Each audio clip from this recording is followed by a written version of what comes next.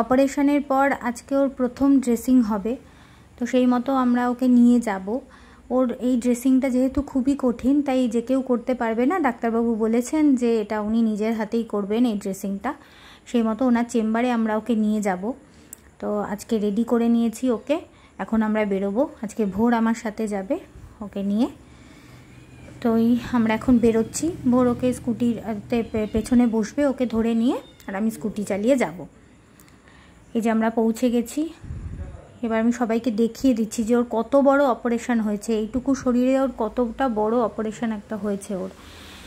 এই যে, এবং ডাক্তারবাবু আজকে নিজের মুখে বলেছেন যে ওর অসীম সহ্য ক্ষমতা, মানে উনি নিজেই আশ্চর্য হয়ে গেছেন যে ওর সহ্য ক্ষমতা দেখে, যে এইটুকু বাচ্চা ও কিন্তু মানে ও যেই অপারেশনের ধকলটা নিচ্ছে এবং তারপরে ইঞ্জেকশান, তারপরে সমস্ত কিছু ওষুধপত্র সবই চলছে, সেটাও খুব মানে ও যে খুব কান্নাকাটি করছে এমনটা না। আমি দেখাচ্ছি, এই যে ওর ক্ষতটা কতটা বড়। এই যে এইভাবে সেলাই পড়েছে এবং এই যে একটা পিন মতো বেরিয়ে আছে, এটাই ঢোকানো হয়েছে, এটাই বোধহয় পরবর্তীকালে বের করা হবে। সেটাই এখন, এটার পরে আবার এক্সরে হবে, এক্সরে করে দেখে তারপরে বের করবে। এই যে ওর ড্রেসিংটা প্রায় হয়ে গেছে। ড্রেসিং বলাটা ভুল, এটা একটা আরেকবার প্লাস্টারই বলা যায় এটাকে।